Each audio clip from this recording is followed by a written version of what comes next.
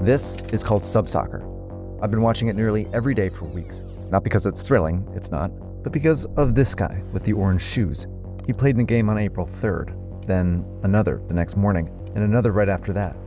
While he scored dozens of goals, I never once saw him celebrate.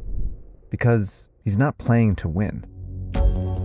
Neither are these people playing cricket, basketball, volleyball, water polo, tennis, and table tennis. 5-on-5, 4-on-4, 3-on-3, and 2-on-2 soccer. These so-called frostball players aren't playing to win, nor are the guys playing whatever you call this.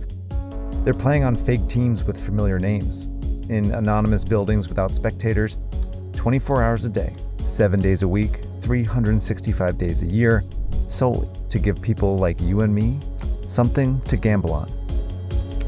These are sports betting farms. They had this kind of Squid Game quality to them. Surely this can't be legal. But they aren't hidden on some shadowy part of the internet. They're on a site called 1xBet, probably the most profitable online gambling site ever, and a sponsor of world-famous soccer clubs. They're the company that everybody else in illegal gambling would really love to be. So how does a company taking bets on games like these end up partnering with clubs like these?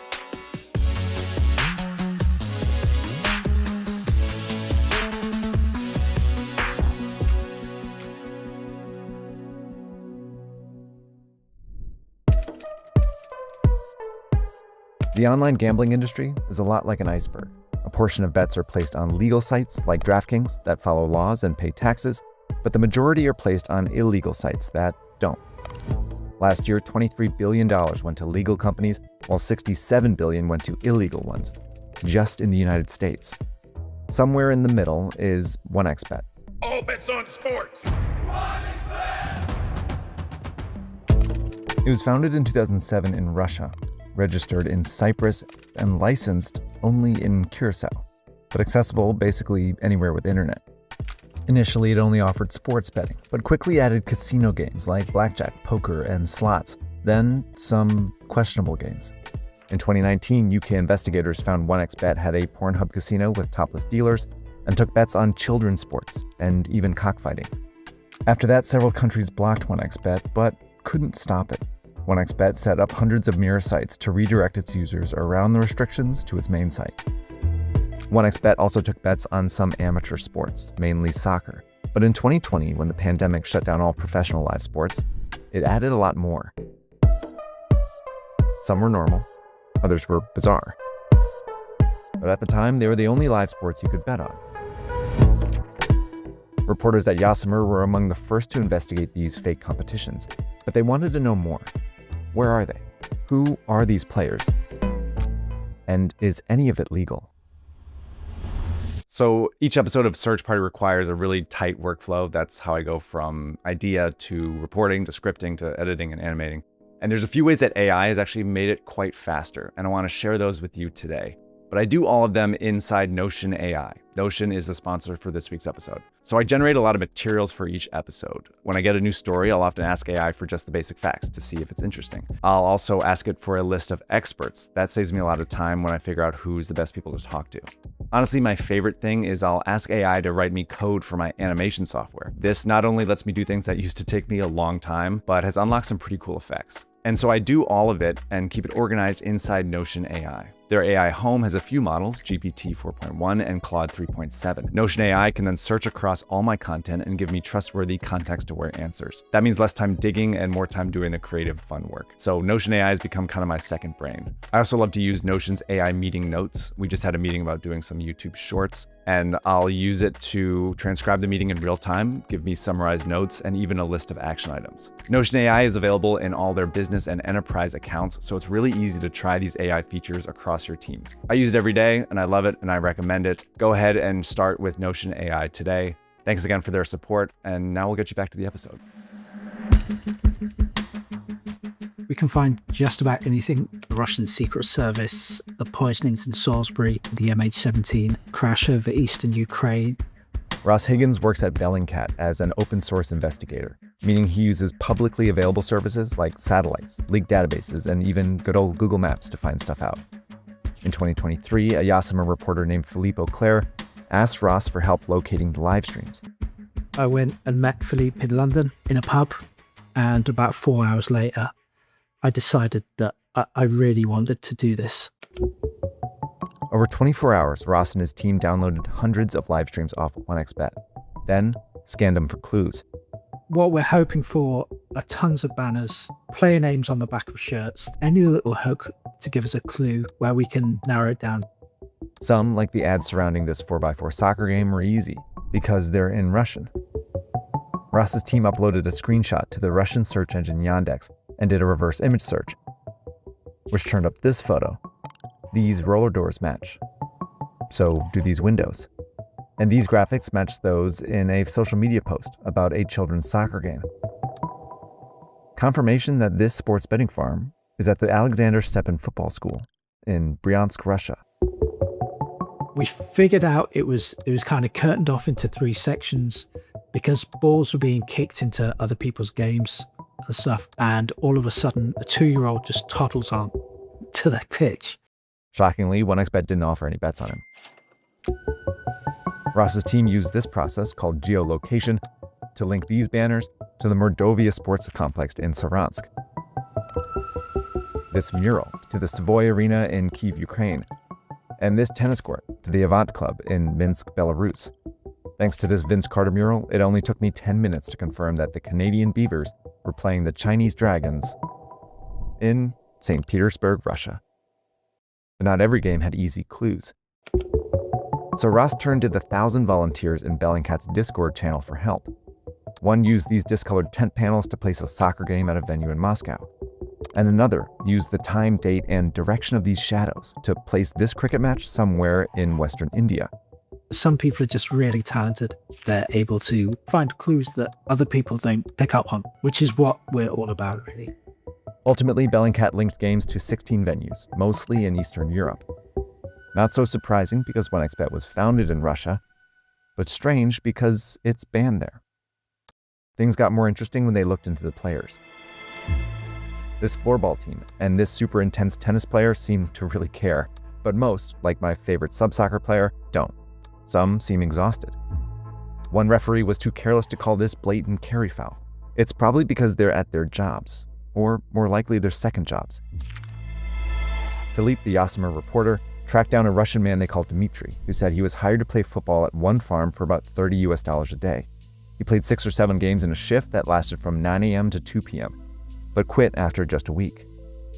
Generally speaking, we're talking about people who just want a job for a few weeks. It sounds like a lot of fun, and I guess for some of them, the reality hits home fairly quickly, and they don't last very long. Dmitry said games were scheduled around the clock, 7 days a week, and Ross's team counted 1,297 short football games over 24 hours. That's nearly 500,000 games a year of just short football.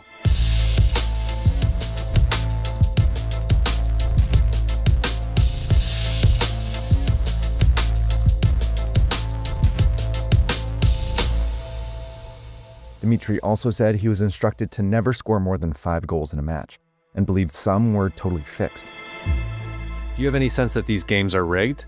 I'm not sure exactly what the purpose of rigging these games would be so much. What we've been told is that the main purpose of these games is that they're just a very fast turnaround. And it's just this relentless grind to get as much cash out of you as they can. It's possible that not every player is being paid, though. Bellingcat traced this floorball game to a Russian website that listed the players' ages as young as 14 years old. And I noticed these volleyball players look pretty young too. A Sports Illustrated report says South Asian people are commonly trafficked into Russian cricket leagues. But it's difficult to find out more because these players don't work directly for 1xBet. Instead, they work for a handful of companies that organize, stream, and license these games to 1xBet, many of which are also based in Cyprus, making it really hard to judge whether or not they're doing things legally. These are companies that kind of exist in the shadows. In order to catch them out with anything, you'd have to see what the rules are in any particular jurisdiction. Is a grey area, basically. Okay, so we've established that 1xBet is making a ton of money streaming these maybe illegal, definitely half-assed amateur games. but I still find it hard to believe that many people are actually placing bets on them. It's not about the betting on this stuff, it's any content converts. Ismail Vali monitors the illegal gambling industry. He confirmed that these amateur games generate only a small number of bets, and that 1xBet makes less than 10% profit on them. But 1xBet hosts them because they're really good at grabbing people's attention, a lesson the company learned during the pandemic. So they started looking for other content, and what they came up with was crazy things like snail racing from Vietnam. And then they found people were clicking on it on social media and betting on it too. Videos of obscure sports played well on social media too. And by taking bets on them, 1xBet can attract a lot of new customers. Basically, they're clickbait. And once a customer clicks in, 1xBet persuades them to play casino games, where it can make up to a 50% profit.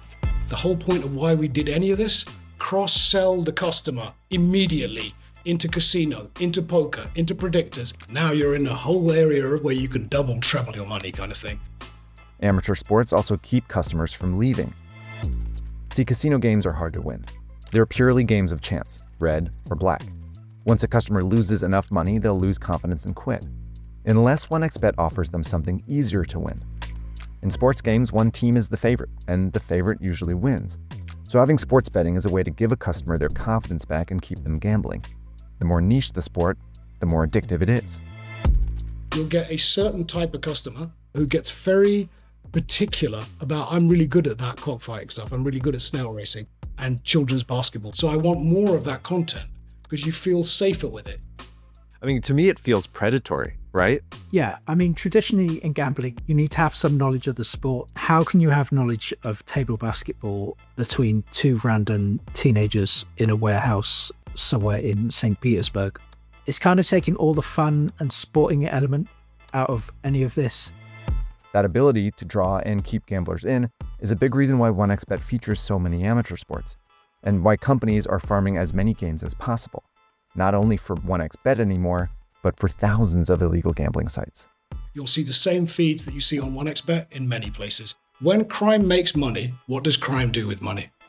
More crime.